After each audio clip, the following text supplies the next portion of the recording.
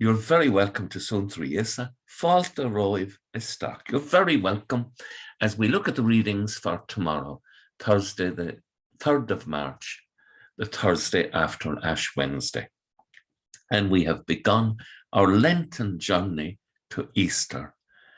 And there's something about today, even though it's penitential, we're all the Kayla, we're together in this.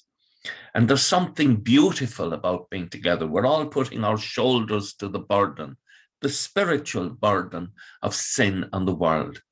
And we're praying together. We're fasting together. We're offering alms together, that the Lord will look upon us and bless our lands. And we pray especially during this day for peace, but we will continue to pray for peace. And for our brothers and sisters in Russia and in the Ukraine, that the Lord may indeed richly bless them with peace. Now, tomorrow's first reading, taken from the book of Deuteronomy. If you love the Lord your God and follow his ways, then the Lord will bless you. And then choose life so that you and your descendants may live in the love of the Lord your God. You know, there's a lovely sense that we're choosing again together. This is the wonderful thing about being part of a church. It isn't just Jesus and me.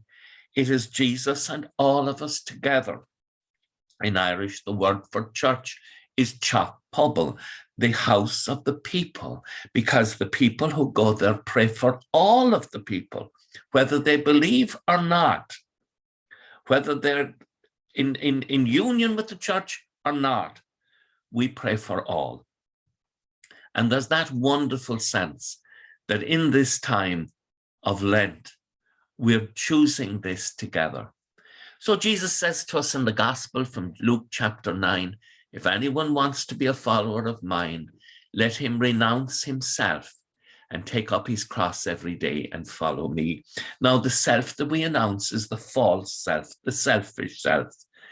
And we choose to be our best selves. Through the grace of God, we cannot achieve this on our own.